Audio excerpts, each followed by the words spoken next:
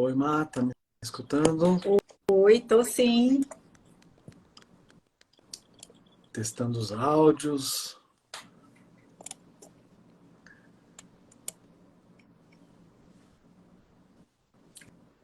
Vamos esperar um pouquinho, o pessoal entrando.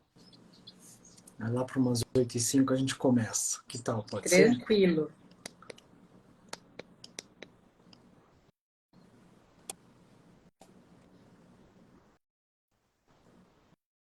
Boa noite, pessoal. Tô vendo bastante gente entrando. Tem amigo, tem prima. Bem. Você Acho que sabe que só foi uma. muito legal a repercussão da live passada, porque mesmo as pessoas que a gente, por exemplo, pacientes que eu já tinha falado sobre a hipermobilidade, né, feito o diagnóstico, mas tinha alguns elementos que a gente não tinha comentado, ou de repente comentou por cima, e aí ela falou, puxa, mas isso também faz parte, também faz parte. Então caiu a ficha de algumas pessoas, outras que nem imaginavam que tinham, entraram em contato falando, nossa, parecia que você estava falando de mim, Foi né? bem, é bem isso. E mesmo assim, aquele dia, algumas coisas, até eu falei, nossa, isso sou eu. E eu nem sabia que era da síndrome, essa manifestação. Exato, é Eu acho muito que é até comum de legal, até porque várias pessoas. E eu acho que é até legal, porque tem algumas pessoas que não participaram da primeira, então eu Uhum, acho que era até legal você falar um pouquinho, né, sobre a síndrome, dar aquela introdução e tal, porque eu tá. acho que a gente vai conseguir alertar muita Fazer gente, uma né? revisãozinha breve, né? Fazer Pensei nisso também, porque tem uma gente que de repente revisão não viu a breve, primeira. É uma boa ideia. eu acho. Aham. Mas foi legal, porque tem gente que não pôde assistir a live no dia, mas pôde assistir depois que eu deixei no perfil. Gravado, né? É, também postei no meu canal do YouTube, então teve gente que acessou pelo canal, aí teve gente, o pessoal que não gosta mais de assistir em tempo real, gosta de assistir em duas vezes, né? Uma vez e meia, já pode acelerar o vídeo Sim, e acaba sim. assistindo Aham. mais rápido, então também Ah, dá, por isso que é minha uma mãe boa estava perguntando se alternativa. ia dar para ver no YouTube. Eu falei, mãe, não sei, entra lá no Instagram para garantir. Hoje, não, eu não consigo fazer né, não tenho essa habilidade ainda, de colocar a transmissão dupla do YouTube e do Insta.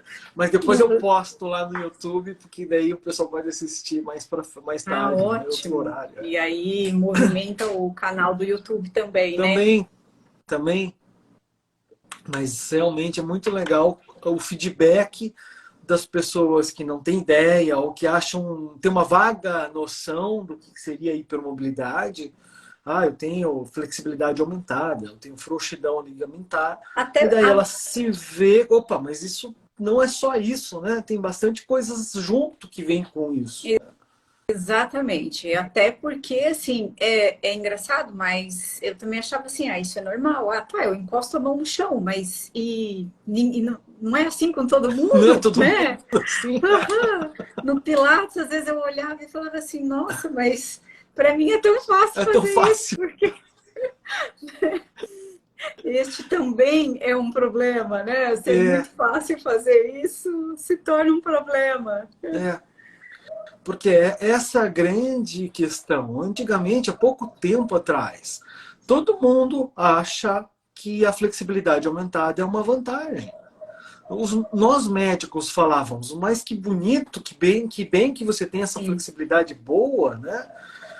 E foi pouco tempo atrás, foi 7, 8 anos, que começaram a atinar de que as pessoas que tinham essa flexibilidade aumentada tinham outros elementos também, mas essas pessoas começavam a ter dor mais cedo, dor mais recorrente, exatamente. e, e muitas delas têm uma qualidade de vida pior daquelas que não têm a Que são flexibilidade mais aumentada. durinhos e, É, né, e não conseguem fazer tudo que a gente consegue. Foi mais ou menos nesse período que a gente fez, você fez o meu diagnóstico, né? uhum, Foi mais ou menos esse uhum, tempo quando comecei a ter as dores e tal, né? tem alguém comentando se esse povo de circo que são flexíveis, então não é normal. Não.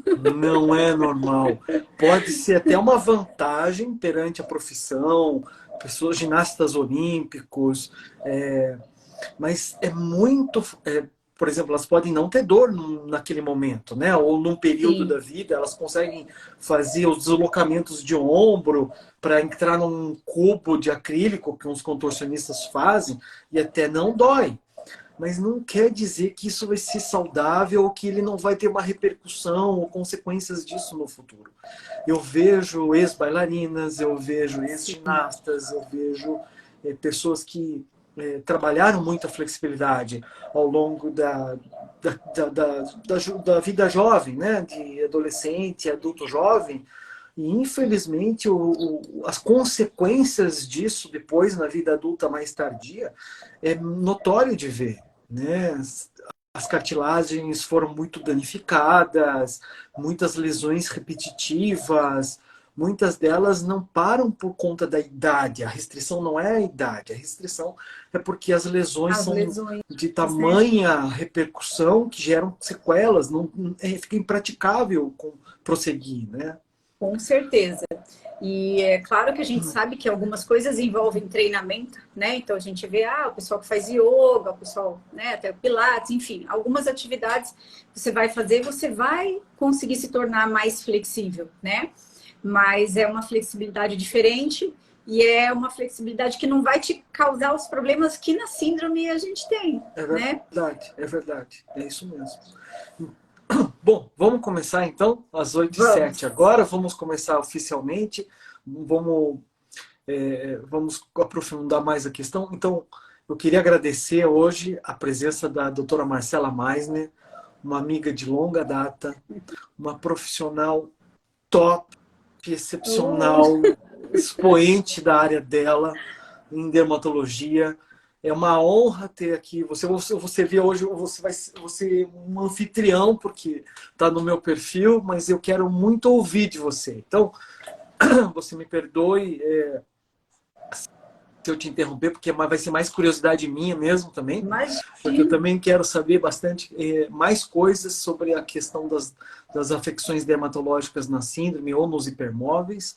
Podemos fazer um review breve sobre a síndrome para aqueles que não viram a primeira live. Acho que é Mas eu legal. queria primeiro que você se apresentasse, porque o teu currículo é extenso, o teu campo de conhecimento é vasto, né? Só restrito à medicina tradicional e nem a só dermato. Então, eu queria que você falasse um pouco de quem é você, um pouco da sua Tá bom. trajetória e um pouco da tua relação também com a hipermobilidade ou com a síndrome de Ehlers-Danlos, Marcelo. Boa Tranquilo. noite. Nós somos amigos a longa data, né, Dalton? Mais de 30 anos aí. Estudávamos juntos no Medianeira, no segundo grau, fizemos a faculdade juntos, né? Somos compadres aí, né? E por fim, assim, temos uma história nisso. Eu acabei fazendo, depois da faculdade, né, na Federal, eu acabei fazendo a residência de clínica médica, depois fui fazer a residência de dermatologia, acabei me mudando aqui para o Mato Grosso, já fazem 16 anos, parece que foi ontem, mas já tem 16 Verdade. anos que eu estou aqui em Nossa, Tangará da fez tudo isso Serra, já. tudo isso. E, claro, né, com essa formação de clínica médica, e até pela maneira como eu gosto de tratar, de abordar o paciente, então eu acho que faz diferença. Às vezes a gente consegue captar essas outras doenças para que eu possa ajudar, ou mesmo encaminhar para um outro colega que possa fazer isso, né? Como você comentou, acabei também indo um pouquinho além da dermatologia tradicional, então acabo fazendo outras coisas mais alternativas, digamos assim, ou integrativas, que é o termo que a É gente gosta verdade, de é usar verdade. hoje, né? Concordo. Então, trabalho com a terapia neural, trabalho com uma metodologia de homeopatia também, que é o Biofal. Mas tudo isso para tentar ajudar mais os meus pacientes, a família, a mim, né? Sem Então, dúvida. É mais ou menos isso em relação ao currículo, né? E de você, assim, como é que você se relaciona, por exemplo, com a síndrome de Ehlers-Danlos e com a hipermobilidade? Conta um pouco para nós É, aí, Marcelo. então, até isso que a gente estava, né, nesse comecinho, nesse bate-papo aí inicial, meu diagnóstico acabou sendo tardio, né? Quando eu comecei a ter muitas lesões, muitas dores, que a gente conversou e foi você que acabou fazendo o meu diagnóstico. Então, eu passei por um momento, assim, bem difícil, em que eu primeiro tive que parar de usar os meus saltos. Foi a primeira coisa que eu fiz. Foram anos de bico fino, salto alto, em plantões e tudo mais. Então, essa foi a primeira medida, né? Tendo a distância, a gente acabou você não conseguindo fazer o meu tratamento, eu não tinha disponibilidade para ficar indo tanto para Curitiba. Então, acabei fazendo a quiropraxia em Cuiabá, fiz osteopatia, né? Então, tive esse período bem difícil mesmo, assim, de restrições, de dores. Eu tive que parar de fazer todas as atividades físicas que eu gostava, né? Então, isso não foi fácil mesmo, né? Uhum. Quando eu consegui melhorar um pouco, consegui retomar algumas atividades, eu não tinha segurança, e foi até o que vocês comentaram na live anterior, né? Primeiro porque é difícil as pessoas, às vezes, entenderem isso, né? Então, você tem força, você gosta de fazer os exercícios na academia, e aí depois eu acabava me machucando. Então, isso acabou gerando um problema, né? Uhum. Eu consegui daí retomando no Pilates, mas foi difícil, porque mesmo no Pilates, assim, eu tinha às vezes dor, eu tinha medo do exercício, medo do que podia acontecer depois, né? E devagarinho, né, eu fui conseguindo retomar, foi onde eu fui para yoga também, foi um período assim que eu senti vontade, onde eu comecei a fazer yoga. E aí todo mundo fala, nossa, mas você já é hipermóvel e vai fazer ainda uma atividade que vai te deixar mais flexível, né? Mas eu acho que ali foi onde eu comecei a entender que tem, né, a INSA, né, que é da gente respeitar o próprio corpo, a não violência e a não agressão. É isso. Foi ali que eu passei a entender que eu podia falar que certas coisas para o meu personal ou para a fisioterapeuta que me acompanha no Pilates, não, isso eu não vou fazer, isso é demais para mim. Isso, hoje eu estou cansada, hoje eu não dou conta de fazer isso, Isso. né? Isso. Não é muito, isso é muito importante, porque tem gente que fala, olha, eu acho que então não posso fazer yoga ou alguma modalidade fica proibida e não existe isso, né? Porque o yoga, apesar de também trabalhar a flexibilidade, o yoga, eu desculpe falar, mas eu sou filho de uma instrutora de yoga. Eu tive esse privilégio de crescer dentro dessa cultura. Exatamente. E a questão principal do yoga é você respeitar o seu limite, né? É, Então você não força além daquilo que o teu corpo diz. E só o fato de você começar a prestar atenção no teu corpo, então para você aliar respiração, equilíbrio, o exercício, e você ir no teu limite, você perceber o teu mente. limite, ajuda horrores na consciência corporal, que é fundamental para a síndrome. Então É, o yoga nunca vai ser mal visto como um aliado terapêutico. Pelo contrário, ele ajuda muito. É claro que dependendo de alguns exercícios também tem que ser mais cuidados, né? Você tem que diminuir talvez a flexibilidade eu consigo fazer, mas talvez não deva ir até o final, sim. até onde o teu corpo deixa, mas A isso é uma coisa amplitude, muito né? individual. Que a gente tem que cuidar, né? Com a amplitude dos movimentos, né? Amplitude, exato. E é assim, até aprender também a movimentos básicos, porque às vezes no próprio consultório eu estava fazendo um laser, eu estava aquela viradinha, aquela debruçadinha que eu dava, era crack. Eu falei, pronto, o quadril rodou, sair do lugar. E isso foram muitas vezes, né? Assim, muitas vezes mesmo, né? É bem assim. É legal que você está contando uma história muito conhecida para quem tem transtorno do espectro hipermóvel. Então, só recapitulando para as pessoas que de repente não viram na primeira live, ou porque é confusa a classificação mesmo, tá? Existe o termo hipermobilidade articular, que é como se fosse geral. Tá? Então, hipermobilidade articular envolve, inclusive, pessoas que são flexíveis e não têm dor nenhuma, não tem prejuízo nenhum na sua vida. Dentro das pessoas do espectro de hipermobilidade articular, tem pessoas do transtorno de espectro hipermóvel. Aí a gente chama de TEAH, transtorno. Transtorno significa que já tem prejuízo. Né? Então, das pessoas que têm hipermobilidade articular, tem um grupo que sofre com lesões repetitivas, com entorses, com luxações, dor crônica, instabilidade articular.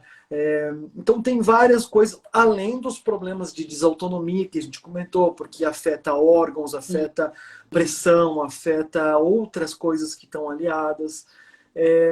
E dentro então, a gente estava falando do maior, do mais amplo, agora estamos falando do transtorno do espectro hipermóvel, e aí dentro desses tem as pessoas que têm a síndrome de Ehlers-Danlos.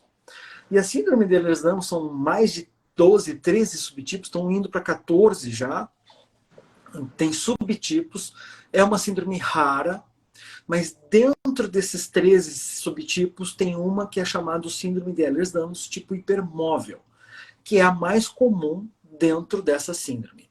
E aí tem a hipermobilidade, tem essa fragilidade da parte osteomuscular e tem outros sintomas associados. E olhando assim dos critérios, que são vários critérios, daí precisa de ser um especialista para fazer o diagnóstico, alguém que está estudando, alguém que já viu, alguém que está familiarizado com o diagnóstico, porque são critérios mais Limpos, né? Na vivos, maioria né? das vezes também, Isso. Mas se você está ouvindo essa live e você acha que você tem uma flexibilidade aumentada, você tem uma hipermobilidade, você já percebe que tem alguns sintomas que a gente fala aqui que bate com você, você já vale o alerta de procurar um especialista e ver se você não tem a síndrome. Porque saber que tem a síndrome não é uma doença, mas saber que tem vai te poupar de muita dor de cabeça futura. Porque E até os filhos, né? Porque hoje em dia, se você com este olhar consegue ver, né, que a pessoa estica o braço e esse cotovelo é muito ângulo, que senta com... Não é só aquela elasticidade ou aquela facilidade que a criança tem de desenvolver isso, né? Então, acho que aí a gente já consegue até escolher quais são as atividades físicas, o que vai fazer, entender, né, melhor. Eu até me... Diga, desculpa. Eu até me lembro que numa das aulas nossas de ortopedia, um dia o professor pegou de exemplo e ele mexia assim no meio, ele falou assim, nossa, mas eu vou deslocar o seu braço, olha, se eu puxar um pouquinho mais para cá. Tá, mas isso ficou como, você é assim e pronto, né? E isso é uma coisa bem importante que você falou, porque se a gente diagnostica as crianças, é possível fazer um trabalho de acompanhamento para que elas não se lesionem, e daí as lesões não se tornem frequentes ou graves e não gerem sequelas nos adultos. Né? Porque uma das coisas que a doutora Neuzeli Lamari, que é fisioterapeuta, professora da Faculdade de Medicina de São José do Rio Preto, eu acho que ela é a maior autoridade, é o que mais tem estudado síndrome de Ehlers-Danlos no Brasil. Ela fala, o problema é não fazer o diagnóstico, não fazer o acompanhamento cedo, e você tem um monte de adultos com sequelas, com limitações, porque não foi visto no tempo correto. Né? Então ela faz até apelos para pediatras, porque os pediatras são os primeiros que podem detectar se as crianças estão com uma hiperflexibilidade ou possuem características da síndrome, porque elas precisam de uma orientação específica para não se machucarem. No modo de sentar, né? Na maneira de movimentar, né? E tudo isso, né?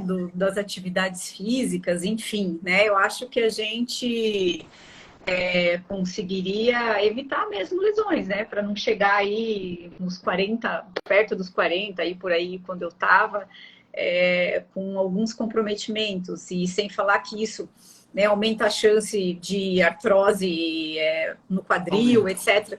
Então, estou vendo aí que até acabou de entrar a doutora Mari, aí, que é pediatra aqui da cidade. Mari, estamos falando de vocês aí, para que a gente consiga que os pediatras também olhem mais para essas crianças que possivelmente têm o espectro aí da síndrome com a hipermobilidade, gerando menos lesões, né? Acho que isso é bem importante, sim. E realmente não tínhamos essa visão, não tínhamos esse conhecimento antes, né? É novo, né? Se a gente fala, quando a gente fala de 7, 8 anos para agora, ou mesmo que seja um pouquinho mais, quando começou os primeiros trabalhos, você veja, no Congresso de Dor da Sociedade Brasileira de Estudos de Dor, foi uma primeira mesa redonda há 2 anos atrás. E agora que virou tema, um dos temas do Congresso é a hipermobilidade. Então é muito recente. Tem muitos colegas nossos que não ouviram falar da síndrome, entende? Tem muitas coisas, então, que ainda tem muitos trabalhos saindo, que são trabalhos que não são ainda conclusivos, mas faz ligação com autismo, faz ligação com ansiedade, faz ligação com algumas outras patologias, mas ainda a gente não sabe a fisiopatogenia, não sabe a relação, qual que é, se é causal ou incidental. Então tem muito para estudar ainda, né? Não existe um tratamento único, não existe um protocolo único. Cada caso é um caso que tem que ser visto com equipes multiprofissionais. E hoje a grande questão e chave é nós abordarmos um pouco sobre a questão dos acometimentos de pele, né? Porque a pele, ela tem muito colágeno. Exatamente. E o colágeno do hipermóvel é um colágeno, é um transtorno diferente do colágeno. Então a pele é diferente. Exatamente. Né? Então, até isso é uma coisa assim, gente, eu vivia roxa, hematomas espontâneos. Né? Achava que isso era normal. Até entender que isso é uma das características, né? Porque até por essa alteração do colágeno, os vasos são mais frágeis, né? Então, é uma pele que vai ter, às vezes, hematomas espontâneos, ou que quando a gente vai fazer um procedimento, então assim, eu sempre fico roxa. Praticamente tudo que eu vou fazer. Eu vou fazer um preenchimento, eu fiz laser já uma vez de CA2, eu fiquei com um baita hematoma. Né, os procedimentos cirúrgicos. Então, isso são características que a gente comecei a prestar atenção nisso depois, né? E quando a gente vê no consultório, isso é claro, realmente tem pacientes que têm mais essa fragilidade, né? E não estamos falando de pacientes, às vezes, idosos, né? Ou que usam medicamentos que vão deixar esse sangue mais fino, esses vasos mais frágeis, né? A gente está falando de pessoas jovens e que vivem com hematomas do nada, né? Mas essa é uma das coisas, então, isso eu sempre tive, e essa questão dos procedimentos também, né? É uma pele que às vezes tem cicatrizes, né, atróficas, elas têm aquelas cicatrizes mais baixas, isso independente do trauma que tenha, né? Então, isso é uma das características que a gente vê desses pacientes. Alguns, eles só vão ter aquela pele que você estica com mais facilidade. E muitas vezes eu escuto, às vezes, de algumas pacientes, nossa, né, eu tomo colágeno, eu faço atividade física, mas olha aqui meu braço, olha aqui, ó, quando você puxa, olha aqui o pescoço, aquela pele vai lá longe, né? Então, isso muitas vezes pode sim estar relacionado com esse espectro que a gente está falando, e isso ser uma manifestação cutânea, né? Dificuldade, às vezes, de uma cicatrização, né? Isso é outra coisa também que eu via. Eu falava assim, nossa, mas qualquer coisa que eu faça em mim, que trabalho que dá as minhas cicatrizes, como é mais difícil a minha cicatrização, como eu tenho que cuidar depois disso, elas não ficam muito bonitas, E a gente sabe que isso também é uma, né, das manifestações. E a pele, como o maior órgão do corpo humano, muito rica em tecido conjuntivo, muito rica em colágeno, não tinha como não ter as manifestações da síndrome, né? Então, ela, até para outras doenças, ela acaba, às vezes, sendo isso, a maneira de manifestar que alguma coisa não está boa lá por dentro. E que às vezes esse acesso, né, a um diagnóstico acaba sendo mais fácil, né?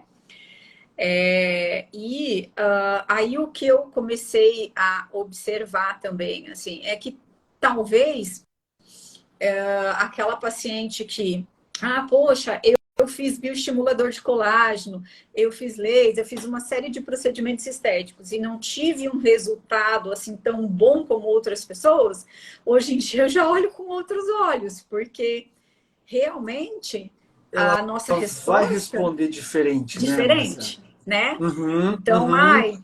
de repente você precisa de 3 sessões. Eu vou precisar de 5, 6, né? Deixa eu te contar um caso bizarro.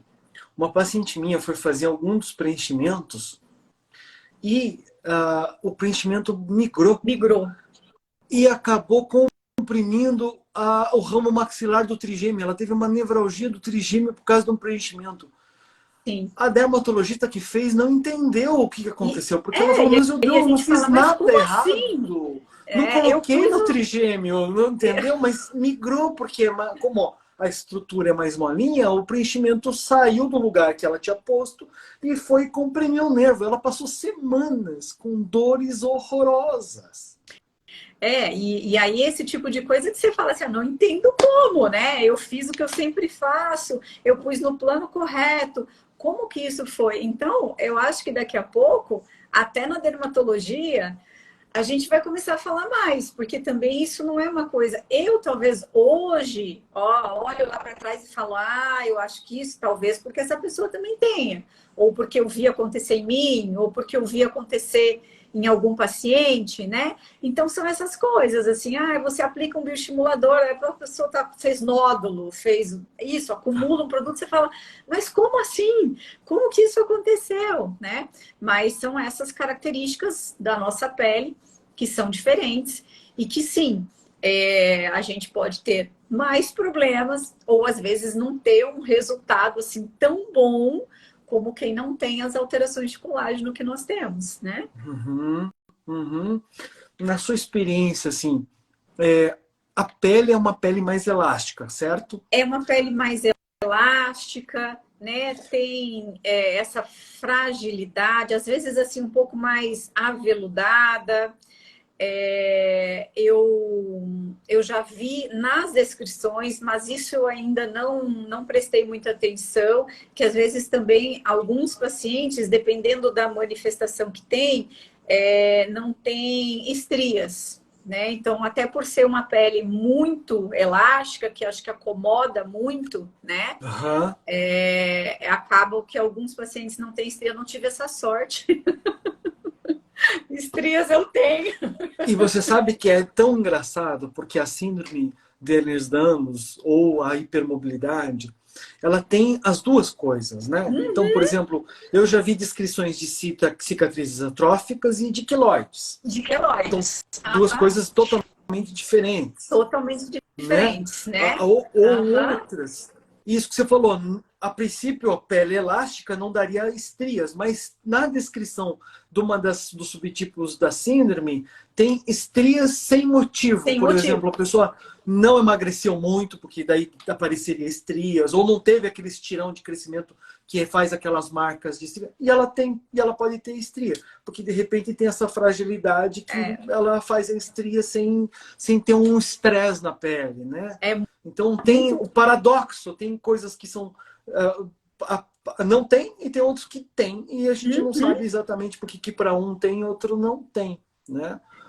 E alguém perguntou aqui se essa síndrome, qual é a causa, se é genética. Sim, ela é genética, né? Apesar da síndrome completa ser rara, é isso que a gente está comentando hoje, que às vezes você tem algumas manifestações, isso é muito comum, Isso não era, então, diagnosticado, né? E a partir de agora que a gente está olhando com outros olhos para essas manifestações musculares, osteoarticulares e agora também na dermatologia para isso. Então, realmente, a gente vê essas características, né? Então, às vezes, faz uma cirurgia e é aquele paciente que faz deiscência, daquela cintura abre, aquilo não cicatriza direito, isso pode acontecer, né? Hernia, pode fazer uma hernia Pode incisional. fazer, exatamente, né? Uma cirurgia que sangra mais, isso que nós estou falando assim das minhas cirurgias, que são cirurgias menores, né? Sim. Mas em cirurgias maiores, abdominais e etc., a gente pode ter mais sangramento, esses vasos se rompem com mais facilidade, às vezes você vai suturar, ele não, né, não pega, né? E então são essas coisas que a gente vai observando.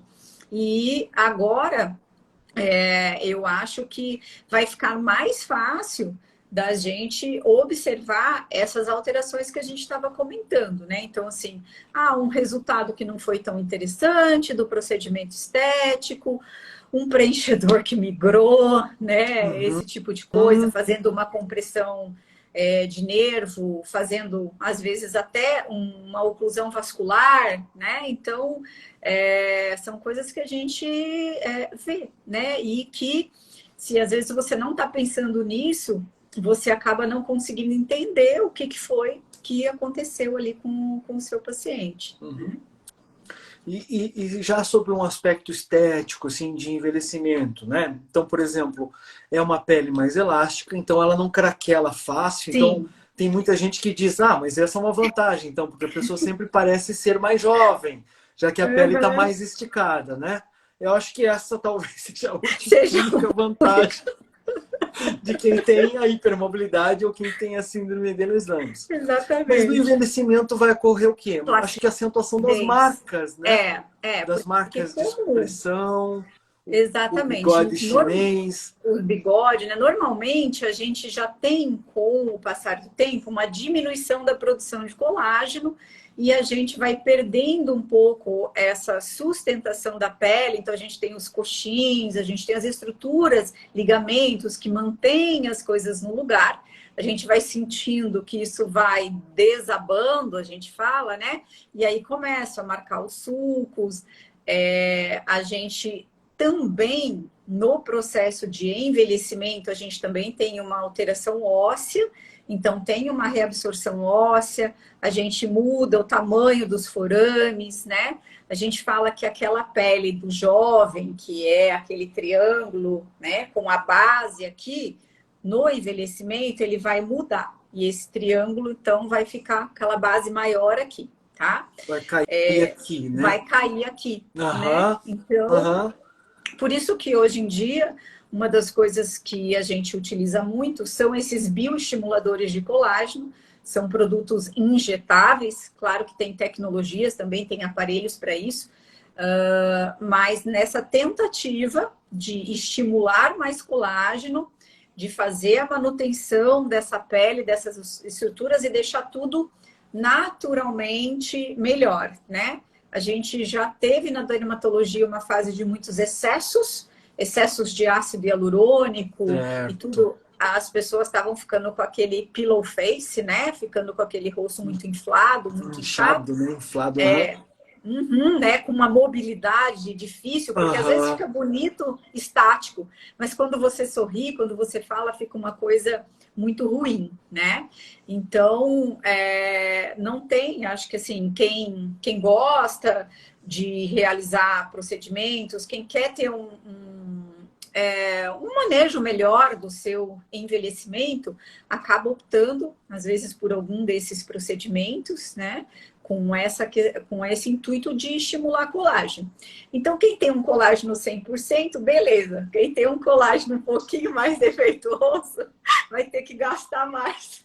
Porque vai ter o benefício, mas não vai ter uma resposta tão Tão boa. acentuada ou tão esperada quanto alguém que não tenha, né, a hipermobilidade ou a síndrome, né? Exatamente. Pelo menos é o que eu observo até comigo. É óbvio que eu também ainda tenho uma questão alimentar, né? Então, assim, às vezes isso também é importante. que a gente veja, por exemplo, Sem que, dúvida. como é que está o aporte proteico desse paciente. Então, assim, eu não como carne, eu sou vegetariana, e às vezes para eu conseguir a minha meta de proteínas não é fácil, né? Então, e eu também, se eu não tiver isso, eu também não vou conseguir um bom resultado Tá, dos tratamentos estéticos, né? tá Então tudo entra ligado, né? A tudo parte ligado. nutricional, proteica, precisa estar em dia para funcionar, né? Uhum. E até a ingestão, né, de vitamina C, que a gente sabe que, por exemplo, é super importante, não vai ter colágeno se não tiver vitamina C.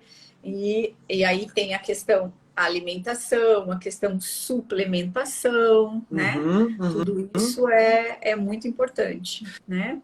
E essa é uma pergunta que todo mundo faz, porque já que é um problema no colágeno, adianta tomar colágeno? Então, para a parte osteomuscular, é aquela história. O colágeno ele pode ajudar na diminuição da taxa de desgaste, digamos assim, Desgaste, né? Questão né? mecânica, né? Não vai ajudar em nada na questão da hipermobilidade e na síndrome, porque o colágeno não é produzido em pouca quantidade. Então, quem tem hipermobilidade ou quem tem a síndrome, o colágeno é produzido na quantidade normal. Mas a Uhum. estrutura do É colágeno que é que é diferente. diferente, que ela é mais mole. Então, Exato. como se fosse assim, um tratamento para síndrome ou para hipermobilidade, não vai adiantar. Vai adiantar como adianta para as outras pessoas em relação a você diminuir a taxa de desgaste das cartilagens, aonde você precisa um pouco mais de colágeno para melhorar. Mas eu sempre falo o seguinte: se você está com uma instabilidade, por exemplo, de joelho ou na coluna, e essa instabilidade que vai fazendo um jogo que não é fisiológico, você vai comer a Uhum. cartilagem, comer o disco e pode tomar o que for. E essa taxa de desgaste, porque é mecânico, é superior a qualquer suplementação. Então não vai adiantar tomar nada se você não estiver estabilizando mecanicamente aquela articulação. Do ponto de vista da pele, o que você me diz? Ajuda a tomar o colágeno para as pessoas? Então, existe bastante isso, é bem controverso, né? Eu tinha um certo preconceito, digamos assim, com o colágeno, até por tudo que via. Recentemente, no curso de nutrologia na dermatologia que eu fiz, a minha visão mudou um pouco, tá?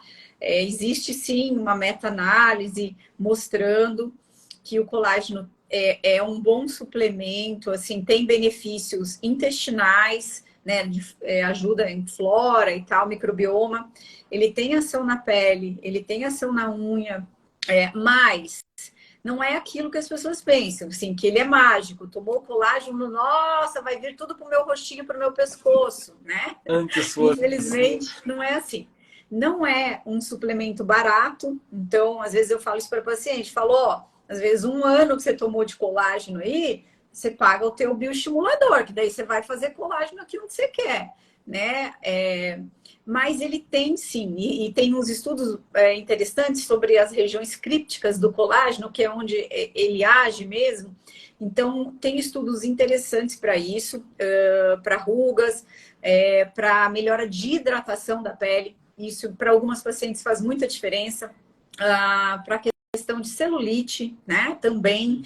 Mas os melhores resultados do que foram vistos nesses trabalhos foram mulheres assim mais próximo dos 50 anos, tá? Tá. Então, às vezes você que está aí com 20 e poucos anos, se enchendo de colágeno, talvez Tá não seja, gastando muito dinheiro para está pouco gastando muito resultado. dinheiro. Ah, olha que interessante. Outra opção, Aham. eu sou mais jovem, mas eu estou sim fazendo procedimentos que eu quero um estímulo de colágeno. E aí, nesse caso, às vezes é interessante por um período aí desse tempo que essa paciente está fazendo esses tratamentos, você dá um boom aí, um estímulo a mais, né? Até porque daí também nos colágenos, os peptídeos de colágeno que a gente tem hoje em dia, eles vêm associados com vitaminas, né, com minerais, então acaba sempre tendo um benefício, né? É isso que hoje em dia a gente sabe e é o que eu venho estudando, né? Eu acabo não consumindo também, porque todos os colágenos são de origem animal. Então, ou é do Certo. peixe, ou é do porco, Aham. né? Ou é do gado. Aham. Existe aí uma tentativa de um colágeno vegano, mas a gente nem sabe se ele realmente tem a mesma ação, Tá. né? Porque a gente não vai ter essa parte que é mais eficaz aí do colágeno que. Então, não se sabe. vamos ver vamos ver o que será daqui a um Entendi. tempo. Não, não, faz todo sentido. E aí, uma coisa que fica importante, né, é que as coisas mudam, né?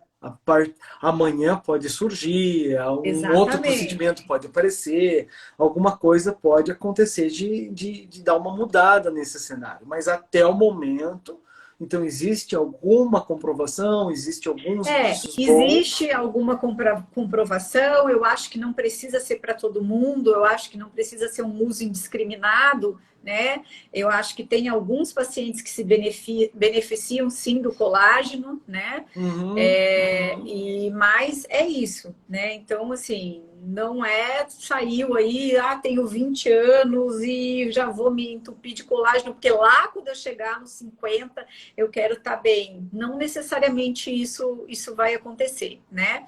E aí, no caso dos pacientes com a síndrome, o espectro da síndrome, é isso, você está fornecendo mais colágeno para o seu organismo, mas o que vai ser produzido, ele continua tendo defeito, a gente não É, consegue mudar, né? porque a questão é justamente essa, né? A produção aparentemente não tem déficit, mas a estrutura Exatamente. É sempre a vai ser estrutura, essa. né? E por isso, a não, pelo menos da minha área, a gente não vê benefícios visíveis. Até porque o que mais funciona é você não deixar a instabilidade ocorrer, pra, porque daí você estaciona o processo, você estabiliza a Sim, articulação, então a lesão, as microlesões, os microtraumas param, a pessoa não tem dor e ela tem que controlar isso pro resto da para o vida. resto da Mas se ela vida. controlar isso, ela vai, digamos, envelhecer como envelhece qualquer pessoa, Uhum, né? Não vai exatamente. envelhecer mais, né? Porque o que acontece? As pessoas acabam envelhecendo ou tendo uma artrose. Artrose é desgaste. Desgaste daquele joelho, desgaste daquele ombro, porque está instável. Porque ela não está estabilizando, porque ela está trabalhando fora de eixo normal. E aí desgasta com uma velocidade mais rápida. Mais Eu, rápido eu e tenho com uma mais paciente. sofrimento, né? Minha mãe estava perguntando, durante a gente foi falando, ela foi dizendo que ela tem isso, eu tenho isso. Qual o tratamento? Aquilo que você não está fazendo. Atividade física é importante, E né? olha como a Aquilo que eu... relação parental, né? A mãe tem, a filha vai ter e assim por diante, né? Sim. A relação genética é muito forte. É, e outra coisa assim que eu morri de rir também da outra live é a questão do desastrado, de derrubar as coisas. Eu tenho um tio que tem uma frase clássica, assim, ele fala assim: deixa que a gente vai pegar alguma coisa, ele fala, deixa que eu pego, porque eu conheço a mão boba da família. Então, eu vou começar agora a fazer o teste para descobrir, porque eu acho que eu tenho hipermóveis nos dois lados, de pai e mãe, viu? E é muito comum, não é só porque quando a gente fala do hipermóvel, do transtorno do hipermóvel, não é pouca gente. Tem trabalhos científicos mostrando que pode ser 40, 57% numa população. Ou seja, metade, um pouquinho menos da metade, um pouco mais da metade. Quando eu faço os testes das pessoas que me procuram pela primeira vez, eu encontro 60 a 70% dos pacientes com hipermobilidade. Com os cord Beighton, aquele teste da Uhum. flexibilidade das articulações, acima de 5 pontos. Ou seja, cai no diagnóstico de transtorno de hipermobilidade. A maioria das pessoas que me procuram. Não é pouca gente, é bastante gente. E a maioria, 90%, nem sabia que tinha uma flexibilidade aumentada, porque ela só acha que flexibilidade é a flexão isquiotibial, essa de você encostar o Uhum. pé, a ponta dos dedos no chão ou na ponta dos pés. Não, tem muita gente que tem a hipermobilidade e tem o encurtamento isquiotibial, Sim, principalmente se você fica muito tempo sentado ou se você teve um estirão de crescimento muito alto. Mas não importa, não é esse o principal ponto. Ele é um dos pontos apenas. Né? E aí a gente acaba precisando isso de uma equipe multidisciplinar, né?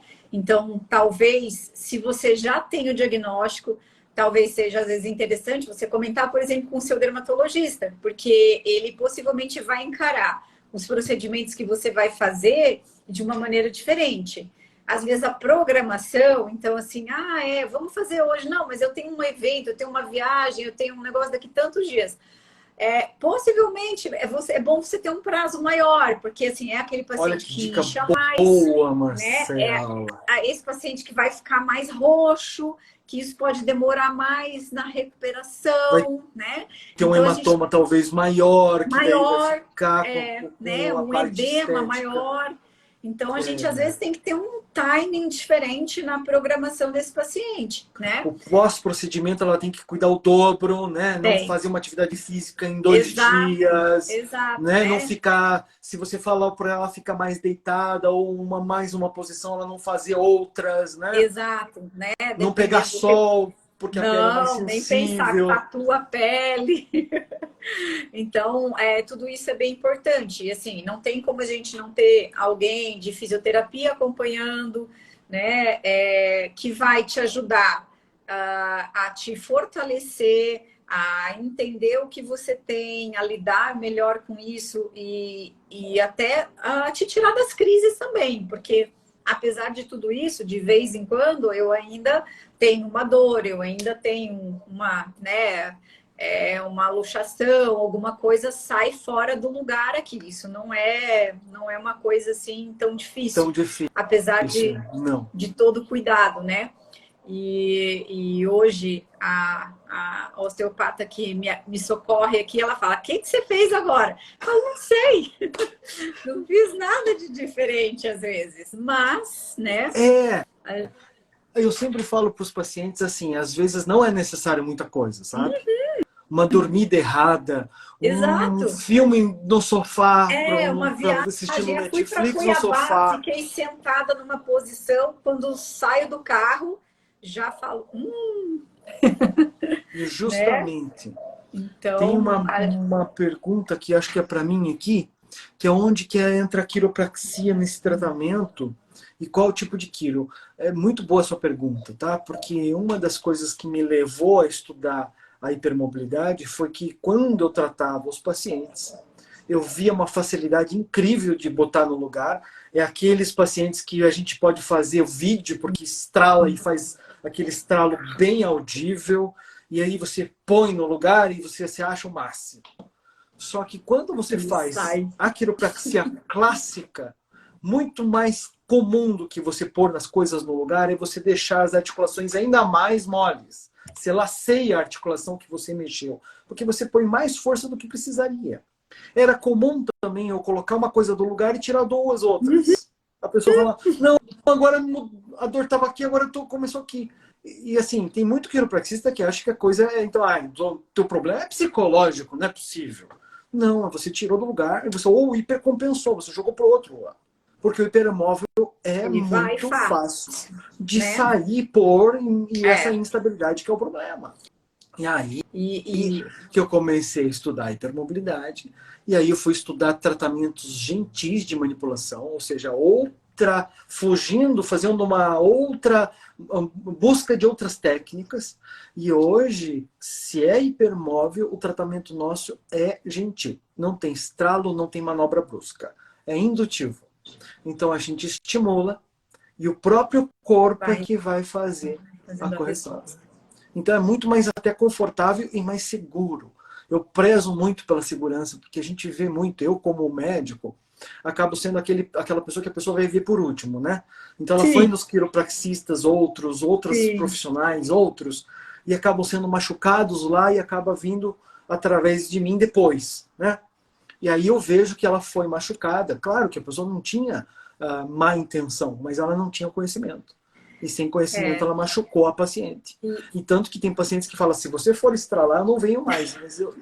Porque ela tem um trauma, porque tem foi trauma. machucada, ela ficou com dor É, depois. e E a gente eu, não eu faz o tratamento com com a manipulação com estralo. É uma manipulação muito confortável. Mais delicada, né? E eu também não sei, assim, se isso é uma coisa, às vezes, individual minha, ou se é uma coisa que você observa aí também, que é, assim, em relação à dor. Então, sempre que eu vou fazer alguma coisa que envolva as manobras, seja a quiropraxia ou osteopatia, eu não reclamo de dor ali, né? Ela fala assim, todo mundo vem aqui e reclama, o Cris vai fazer, nunca mais ele quer voltar, né? Tudo ele acha que dói, a pessoa pega, não sei o que, ele acha que dói. E aí comigo, não, acho que até por conta disso, porque você consegue levar mais fácil, você consegue manusear, né? Então, ela fala, você não reclama de dor, realmente. Não reclama. Não, porque a articulação é muito molinha, ela manipula com facilidade. Realmente, ela pode ser que você não sinta dor nenhuma quando coloca as coisas no lugar mesmo. Mas eu sempre recomendo que faça o mais gentil possível para você não jogar contra. Tá. Entende? Não jogar para você lacear, deixar mais molinho, entende? Então, tanto que hoje o trabalho com aquilo é um trabalho bem inicial. Então a gente mexe, porque quando a pessoa já vem com um histórico de hipermobilidade, ela já vem com histórico de compensações. Tirou alguma coisa do lugar, ela foi deixando, o corpo criou compensações em outros níveis, a fáscia comunicou o processo, fez contratura à distância. Então vem com uma casa desarrumada. E lentamente a gente vai estimulando, arrumando cômodo por cômodo. Só que, assim como uma casa, não adianta nada a gente arrumar ela para você e você voltar a bagunçar. Então, é fundamental a segunda parte do trabalho a gente ensinar o paciente como é que mantém essa casa arrumada. E aí tem que mudar os hábitos. Exato. Tem que mexer nas posturas do dia a dia. Tem que ver o jeito que está dormindo, o jeito que você está trabalhando, o jeito que você sai e entra do carro. São coisas muito específicas, às vezes são detalhes pequenos de uma altura de mesa, ou altura do mouse, coisas de centímetros ou até milímetros.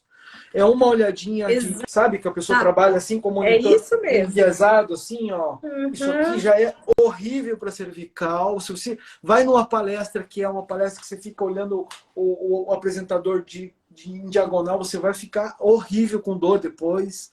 Então, tem que ter esse nível de consciência, porque você vai ter que pegar a cadeira, vai ter que pôr de frente para o apresentador e ver ficar reto, olhando reto essa pessoa. Né? Então, são coisas pequenas, mas que ela precisa ter esse nível de consciência, de apuração, assim, de sutileza mais apurado.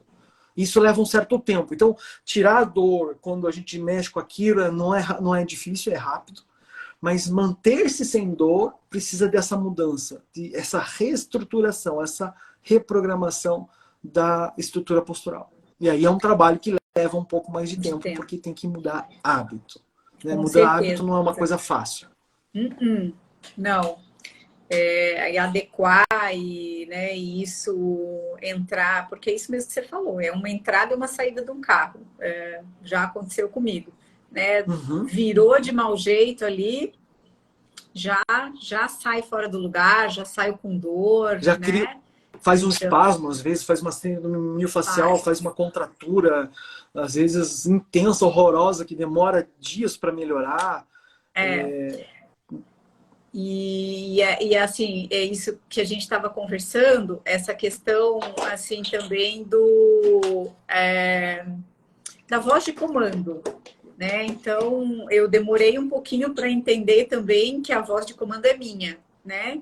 E aí, às vezes, quando estou fazendo alguma coisa, ou seja com o personal, seja com a fisioterapeuta, realmente hoje eu falo isso. Né? Então, essa percepção. Semana passada eu fui fazer uma aula, começou um fire bike, aqui tipo spinning, né, na academia. E eu gosto de pedalar, falei, nossa, vou lá, né? Mas, assim, amei a aula, amei a estrutura do local. Só que o que acontece? Eu saí já senti uma contratura, já ativou ali a musculatura, porque o ritmo era muito intenso. E não é um ritmo assim de, vamos aumentar a marcha da tua bike, você vai até onde você aguenta. Não, é todo mundo no vermelho, e aparece lá na televisão quem não tá no vermelho. Todo mundo agora no azul, todo mundo no amarelo. Então, eu saí de lá e já estava assim, ó, a musculatura, né? Aham. E aí eu falei, não vai funcionar para mim, né? Então, mas Ah.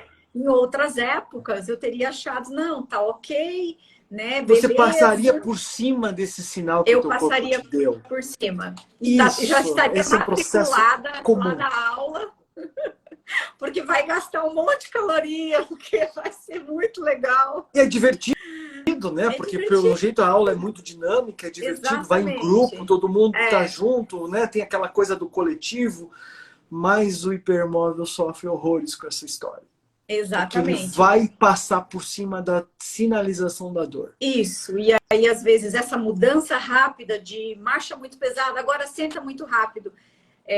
Isso às vezes até no tipo de yoga que a gente vai fazer, se for muito rápido, eu me machuco e tenho dor. Então são coisas que eu vou aprender e falar, adoro, legal, não funciona para Não dá mim. para Eu mim. tenho que fazer uma mudança mais lenta do movimento, tudo. Então, mas demora e não é fácil, assim, né? Não é um trabalho mesmo que a gente tem que fazer. Eu gostei disso que você falou, que você chamou de voz de comando. Porque isso é uma coisa que acontece demais. Tem muitos profissionais que, como não entendem a questão da hipermobilidade e da síndrome, Acha que você puxam o está sendo aluno, mole, né? né? E o aluno faz uma reclamação falando, olha, estou me sentindo incômodo, está me dando uma dorzinha. E ele fala, não, vamos embora, é normal, é assim mesmo, você está ativando o É, músculo, é comum no começo, e faz a pessoa fazer. E ela, como ela também não tem um nível de consciência muito fino, e a outra, né, ela também não tem o conhecimento, ela confia no profissional que está dizendo isso. E aí ela insistiu, é cedo que vem uma lesão, vem uma dor abrupta, não dá mais para continuar, é impossível.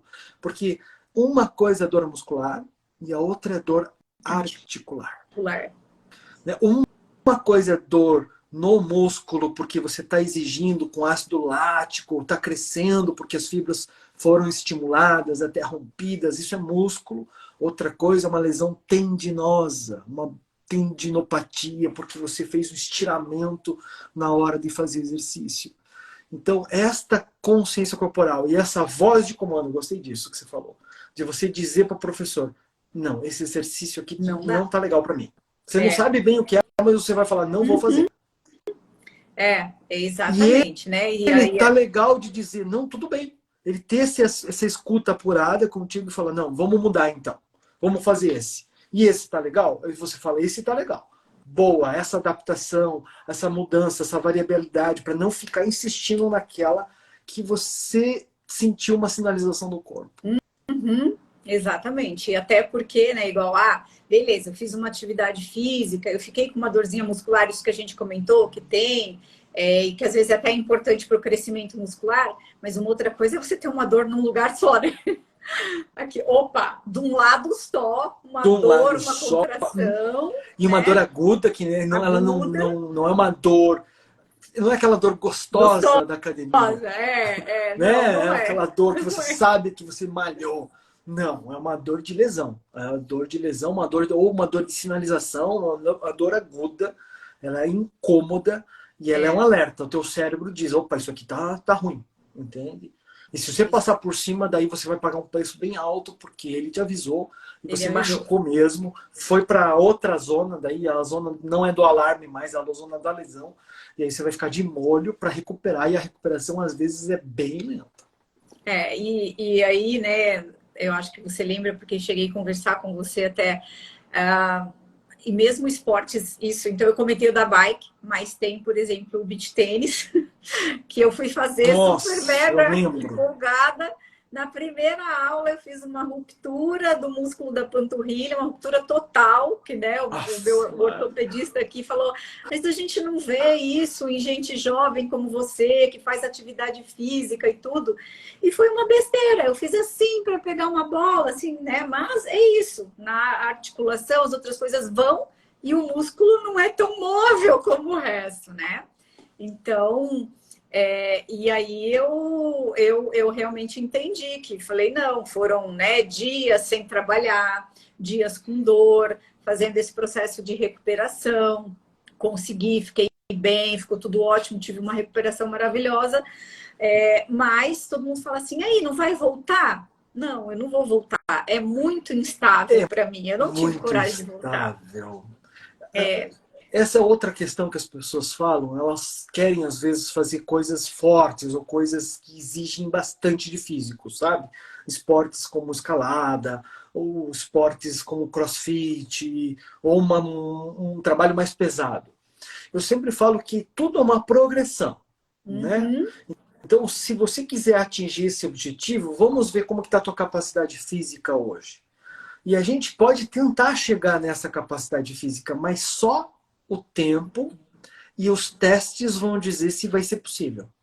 Porque pode ser que a gente chegue numa capacidade física muito boa e ainda não seja suficiente para você poder fazer aquele esporte em segurança. É muito relativo. Então não dá para dizer, eu vou ter que pendurar a chuteira? Não sei. Vou poder correr maratona? Não sei. Vou poder jogar beach tênis ou fazer fisiculturismo? Não sei. Cada caso é um caso. Só sei que não dá para pular etapas. Não tem atalhos. O processo é complexo, precisa de tempo, precisa de bastante estabilização, precisa de muito feijão com arroz primeiro, para depois você começar a galgar dificuldades maiores, né? Por exemplo, existe alguma... Perguntam para mim também se existe algum exercício na academia que é proibido para quem tem problema de coluna ou quem é hipermóvel. Não, teoricamente, não tem nenhum exercício proibido. O que eu costumo dizer é assim, tem alguns exercícios que devem ser colocados quando você não for mais um faixa branca. Quando você não for mais um reles iniciante, que você nem conhece direito o teu corpo, nem conhece direito com a tua capacidade de pôr lá para fazer um levantamento terra, um stiff ou um agachamento com peso. Calma, vamos ver como é que tá. Começa devagar, né? Estabiliza primeiro com baixos pesos, com isometria, e aí aos pouquinhos você vai começando a ganhar confiança, estabilização. Porque o grande problema é estabilização.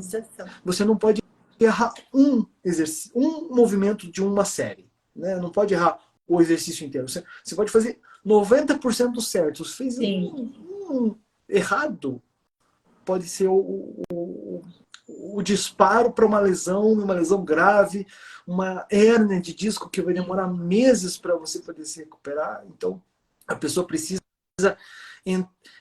Eu brinco também que a pessoa precisa ficar em paz com esse diagnóstico, sabe? Sim, eu acho que a gente aprende. A gente aprende mesmo, assim, né? No começo a gente briga, né? No começo a gente nega, a gente briga, a gente se revolta, tenta dizer, não tenho isso, vou malhar, vou fazer o que eu quero mesmo. Vou fazer, não, doeu, mas vou fazer. Aí, depois a gente vê que não vale a pena. Não vale tanto a pena, porque as lesões de repetição, a lentidão de recuperação, o sofrimento é grande. Né? Então a gente sabe que não dá para teimar com o corpo, a gente tem que ser amigo dele. Então, eu brinco também, eu faço uma metáfora, uma comparação com o tipo de pele, Marcelo. Porque tem gente que tem pele tipo 1 e quer torrar no sol para ficar bronzeado. Não vai. Sinto muito, né? Não tem nada que você faça. Nascendo de novo com outro fototipo, não tem como. Você nasceu com aquele tipo de pele clara, branca, que você vai queimar no sol. Então é a mesma coisa, tem gente que tem uma hipermobilidade tamanha que se você se expuser demais a atividades de impacto ou de trabalhos que envolvam muita sobrecarga articular, infelizmente você vai lesionar, você vai ter dor. Então você vai precisar ser muito mais conservador com o teu corpo e ter essa sabedoria. Talvez, olha, vou fazer outras modalidades, né? O beach tênis para mim não dá, né? E tudo bem, vou ser feliz com as que eu consigo. Exatamente. Não vou ficar lamentando aquelas que eu não consigo, né? E eu acho que é esse o caminho, né? É um equilíbrio. Então, assim, a gente precisa de uma dedicação, você precisa de alguns cuidados, você tem que ter um fortalecimento, você tem que olhar para tudo isso. Não vai ficar nunca sem fazer as coisas, né? Acho que a gente consegue, sim, fazer muita atividade, mas a gente tem que estar um pouco mais consciente. Eu acho que no nosso É caso isso é mesmo. isso, assim. A gente tem que ter uma consciência do que te faz bem, né? E eu realmente aprendi a duras penas sobre isso, até porque o meu maior medo era chegar uma hora que eu não ia poder fazer nada. Falei, mas daqui a pouco eu não vou Justo. poder fazer nada, né? Uhum. Se eu não me cuidar e se eu continuar com esse tipo de lesão, né? Fazendo lesões repetitivas, então aí daqui a pouco eu não vou poder realmente fazer nada, né? Mas eu Justo. consegui controlar isso daí. É muito legal. Como profissional e como você mesmo sendo portadora do transtorno, e talvez da síndrome, porque a gente ainda não fez É, uma depuração dos critérios, Marcelo, porque mudou, sabe? É uma coisa que eles estão sempre revisando. Então, pessoas que tinham diagnóstico de síndrome de Ehlers-Danlos até 2017 tiveram que ser revistos e muitos deles não preenchem os critérios. Mas você sabe que critério é uma coisa sim. assim que é muito relativo, né? Então, imagine a pessoa que tem 90% dos critérios, mas não Não tem falta um. um. A vida dela vai ter impacto, porque É, ela tem muitas coisas da síndrome que ela vai precisar aprender a conviver, assim como alguém que tem a síndrome. Né? Então, do ponto de vista prático, as pessoas que têm uma certa hipermobilidade já, elas precisam saber que tem, precisam lidar direito com isso, precisam ter um conhecimento próprio e precisam, às vezes, de profissional para guiar nessa jornada de autoconhecimento. Né? sim. Então, basicamente o que a gente tem proposto na clínica é ajudar o paciente a criar esse nível de consciência. E agora, com essas informações que você deu, quais os cuidados que ela precisa ter com a pele, com os procedimentos estéticos, para ela também levar para o seu profissional da área, para saber que ela pode ter mudanças de resultados. Ou Sim, resultados que demoram mais, ou resultados inesperados, né? Às vezes tem que ser mais comedido, né? Você tem que mais ter uma mão mais cauteloso. leve, não Uhum, é? né? Exatamente, porque, ok, eu vou fazer um laser de CO2 que eu uso uma energia alta na maioria das pessoas, pode ser que para a gente realmente seja demais. E aí a gente vai ter mais aqueles efeitos que a gente não quer, né? Mais edema, vai ficar mais marcado, vai demorar mais a recuperação. E esse sofrimento pós-procedimento não necessariamente vai dar mais resultado, né? Então, a gente precisa sim ter esse olhar e esse cuidado, porque a pele desses pacientes também é diferente. E quando a gente fala no diferente, dá para dizer, num termo geral, sensível como um todo? Ah, Sempre sim, com algum grau de sim, sensibilidade a a mais? mais. Eu estou te Eu acho que a gente levantando pode essa usar. questão porque uma coisa que eu também fiquei. Eu acabei fazendo uma relação esses tempos. Eu não sei se você já ouviu falar do termo pessoas altamente sensíveis. Já ouviu falar Não, nesse termo, Marcelo? não. Existe uma psicóloga americana, se eu não me engano, é americana, a Elaine Aron. E ela criou um questionário. Ela não criou uma patologia ou um CID, não. Ela criou uma, uma série de características em que ela determina que são pessoas altamente sensíveis. E vou te passar alguns questionários Uhum. simples para você ver o que é, porque quem tem se identifica fácil com as perguntas. É um questionário que ela tem no site, bem extenso. Inclusive, se Tá. você faz o questionário, aparece uma pontuação. Não é diagnóstico, tá? É apenas para você ter uma noção de que você tem uma percepção diferente do que a grande maioria das pessoas. Por exemplo, pareço estar sempre consciente das sutilezas do ambiente. Eu vejo muito pessoas com hipermobilidade tendo esse nível de sensibilidade. Umidade, Sim, barulho, temperatura, temperatura. tá? O humor das outras pessoas me afeta. Costumo ser sensível à dor. Tem pessoas que têm um limiar muito baixo de Sim. dor, né? Então a Uhum. dor para sem ter nada. Tem gente que, nossa, uma agulhinha faz assim, tem uma sensação, uma descarga adrenérgica, e não é Sim, pela fobia, é pela pela dor dor. pequenininha, pela dor que dispara. Ela é mais sensível mesmo para a dor. Em dias muito agitados, sinto necessidade de me recolher, ir para a cama, quarto escuro, ou qualquer lugar que eu possa ficar numa privacidade e afastar do excesso de estímulo. Então, por exemplo, ir num show, ir num bar que tem muito barulho, ir num lugar com cheio de gente deixa a pessoa atordoada, ela quer às vezes voltar para casa para ficar, sabe, dar uma limpada no som.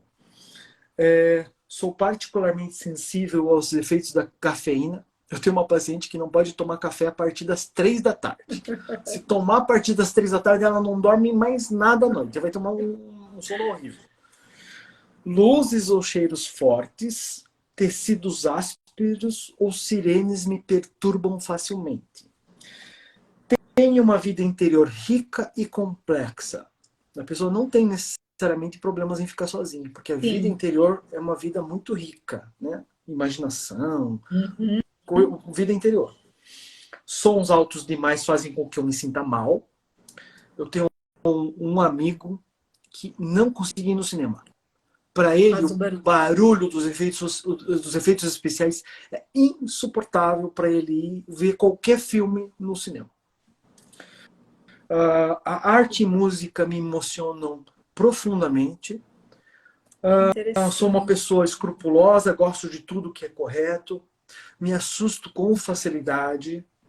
Quando eu era criança, meus pais e professores me chamavam de sensível e tímida. Tá? Então, esses são 12 perguntas muito simples, ela tem mais no questionário, mas se você respondeu sim a uma boa parte dessas perguntas, a pessoa tem uma boa chance de ser altamente sensível. E eu tenho visto uma certa relação das pessoas hipermóveis com altamente sensíveis. Essa também foi uma das razões por eu buscar o tratamento gentil. Porque às vezes não causava dor, às vezes não tirava fora do lugar, mas os estralos eram aversivos para essas pessoas sensíveis, e todas essas que eu peguei que são sensíveis eram hipermóveis. Então eu vi uma associação que talvez exista da sensibilidade como uma inerência da característica da pessoa, sabe? Eu tenho algumas dessas coisas aí que você falou. Depois eu vou olhar com cautela. Tanto que, assim, no consultório, né, eu tenho um horário no meio da manhã e um horário no meio da tarde, que é o que eu chamo de o meu horário de descanso, onde eu posso ir no banheiro tranquila, sem ser correndo, às vezes comer alguma coisa, mas a maior parte do tempo eu fico quieta dentro da minha sala. E aí eu dou uma respirada, e às vezes as minhas meninas vêm falar, doutora, eu preciso passar um recado, tem alguma coisa de algum paciente e tal. Eu falo assim, me deixa um pouquinho, eu preciso respirar, eu preciso ficar um pouco quieta, daqui a pouco eu te chamo. Legal, olha só. Olha só, esse perfil é um perfil muito ligado a artistas, então pessoas sensíveis, que têm essa questão, essa relação de ter uma sensibilidade, inclusive uma empatia maior com os outros, né? Por isso que são bons terapeutas, bons médicos, entende? São pessoas que são boas com as outras pessoas, entende? Então é uma coisa que chama atenção também, né? Então muito tem uma legal. relação aí da sensibilidade. Isso foi novidade aí para mim. E que pode ser que tenha a ver também, sabe? Uma outra associação relacionada com as pessoas que têm a hipermobilidade. Ai, que legal. Temos muita coisa para aprender ainda, né? Em relação a isso, eu acho que vai evoluir bastante, né? Na nossa área, na dermatologia, eu imagino que realmente a gente comece a olhar com outros olhos, né? E acho que também tenha sido muito interessante para o pessoal que está aí, que vi bastante gente, alguns eu conheço, algum pessoal se identificando, estava num sítio lá no Rio Grande do Norte, então, ó, fomos longe nessa live. É isso aí. Marcela, quer fazer alguma consideração a mais? Quer comentar alguma coisa, alguma informação que você tenha lembrado? Estão te pedindo para falar da Quiro com martelinho, se isso é agressivo. Você sabe que A Jaira assim, está perguntando. a Quiro com instrumentos, com martelinho, coisas de madeira, ou às vezes tem gente que usa de metal, não é a quiropraxia que eu estudo. A quiropraxia que eu estudo é a quiropraxia americana, ela não tem alguns instrumentos como você vê alguns vídeos da pessoa batendo, e a gente vê alguns vídeos horrorosos que as pessoas batem com tanta força naqueles Uhum. instrumentos, né? Mas não é a quiropraxia que eu estudo, não é essa que eu pratico também, não. Tá? Existem técnicas orientais que utilizam, tem pessoas que têm uma relação boa com isso, mas a quiropraxia de gentil que eu pratico, é, ela é muito confortável, não tem bateção, não tem É tranco, verdade. ela é muito indutiva. Então, é como se a gente mostrasse o caminho e quem faz o trabalho é o teu próprio corpo. Tá? Então, essa é a quiropraxia que eu pratico hoje, principalmente para as pessoas altamente sensíveis e as pessoas com hipermobilidade, ou principalmente as que têm a síndrome de Ehlers-Danlos. Muito bom, muito Mais bom. alguma? Deixa eu, Eu não consegui ver deixa eu ver aqui. tantas Foram algumas que estão dúvidas. aparecendo aqui. Ah, o pessoal está falando que o filho do Bruno Gagliasso tem essa síndrome, essa hipersensibilidade, que parece que já viram eles comentando sobre isso. Ó, eu nem sabia. Muito, Também não tinha noção. Uhum. eu acho que era Porque mais um. as crianças que são assim, elas podem ser confundidas com autistas, por exemplo. E não Sim, necessariamente, porque que autismo às vezes tem não gosta do algumas toque, coisas, por né? exemplo, barulho, né? Pessoas com hiperabilidades, as crianças com hiperabilidades que têm um QI mais elevado também podem ter alguma sensibilidade auditiva, mas ela não. Essa psicóloga, ela tem um TED, tá? Ela faz uma palestra muito muito legal.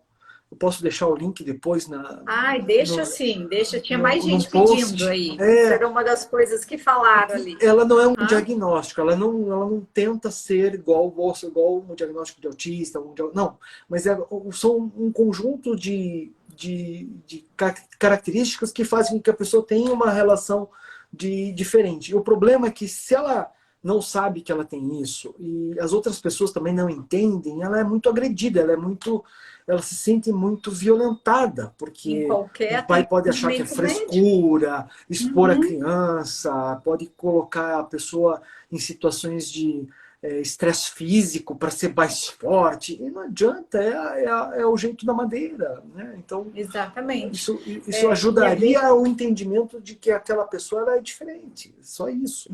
e é Né? bem interessante tudo isso, né? Porque até assim, você vai fazer às vezes uma coisa simples no consultório, você vai fazer um botox, você vai retirar uma pintinha, possivelmente você seja um paciente que a gente precisa dedicar mais tempo, que as coisas tenham que ser com mais cuidado, com mais tempo, Mais né? delicado na hora de Mais colocar delicadas, exatamente, os né? injetáveis, ou ela Uhum. tem um limiar que você tem que fazer, ó, eu vou fazer só isso hoje, porque ela já está muito, né, doeu Isso. tantos pontos que doeu que ela já não aguenta mais nada, então vamos parar por hoje, né?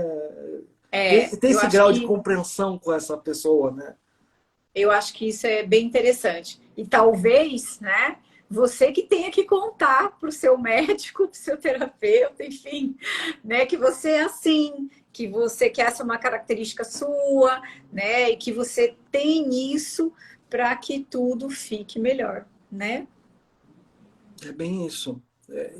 E cabe a nós, os médicos, os terapeutas, é, terem uma escuta, né, afiada, para a gente não julgar o paciente, não taxar ele ele é muito sensível, ou de um jeito jocoso, de um jeito Sim, desrespeitoso, porque cada um sabe o seu limiar, os seus limites, cada um passou o que passou, então nós temos que ter a gente tem que ter uma escuta mais apurada, né? A gente tem que é. ter uma empatia alta pelo paciente, escutar o que ele diz, respeitar aquilo que ele traz e fazer uma coisa muito mais personalizada para que não seja aversivo, né? Para que não É. seja doído, para que não seja uma coisa aversiva para ele.